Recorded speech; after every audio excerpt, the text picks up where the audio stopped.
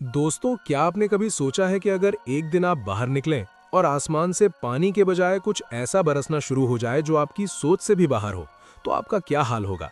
जरा तसव्वुर करें कि आपके इर्द गिर्द हर चीज बदल जाए। जमीन, घर, दरख्त, सब कुछ किसी अजीब और खौफनाक चीज से भर जाए।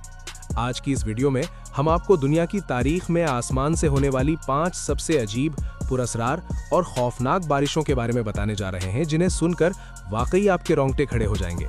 जी हाँ, सबसे पहले बात करते हैं एक ऐसे शहर की जहां आसमान से पानी के बजाय लाखों की तादाद में मकड़ियां बरस चुकी हैं। साल 2015 में ऑस्ट्रेलिया के एक पुरसुकून और खूबसूरत कस्बे गोलबर्न में एक ऐसा दिल दहला देने वाला वाकया पेश आया जिसने पूरी दुनिया की मीडिया की तवज्जो अपनी तरफ खींच ली।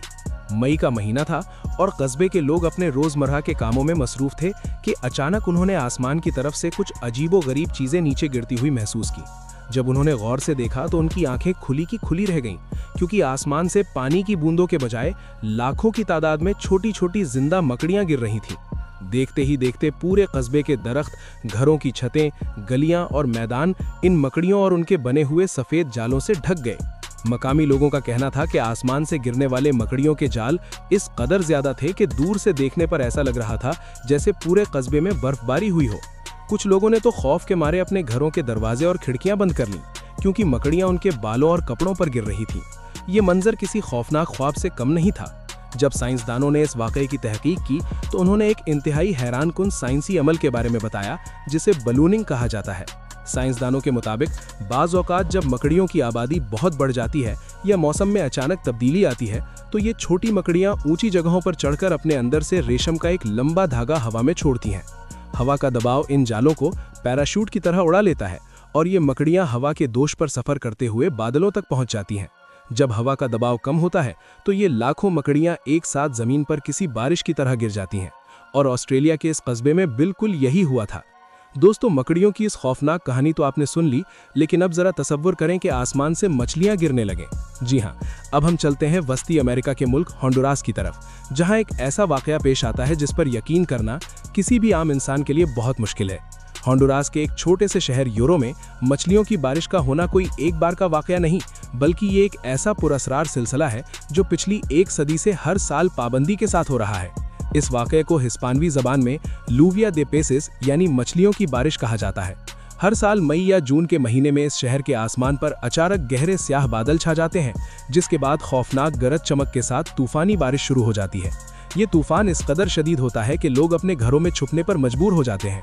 लेकिन सबसे हैरानकुन बात उस वक्त होती है जब ये तूफान थम जाता है और लोग अपने घरों से बाहर निकलते हैं, तो वो देखते हैं कि पूरे शहर की सड़कें, गलियां और मैदान हजारों की तादाद में छोटी चांदी जैसी चमकदार और जिंदा मछलियों से भरे होते हैं। मकामी लोग खुशी खुशी इन मछलियों को जमा करते हैं और इन्हें पकाकर खाते हैं। सदियों से लोग इसे एक मौजज़ा समझते आ रहे थे, लेकिन जब जदीद साइंसदानों ने इसकी वजूहात तलाश करने की कोशिश की तो उन्होंने एक मौसमी फिनोमिनन की तरफ इशारा किया जिसे वाटर स्पाउट कहा जाता है। साइंसदानों का मानना है कि जब समंदर या बड़ी झीलों के ऊपर खतरनाक तूफान या बगोले बनते हैं तो वो अपने साथ पानी में मौजूद छोटी मछलियों और दीगर जानदारों को वैक्यूम क्लीनर की तरह खींचकर आसमान में उठा लेते हैं।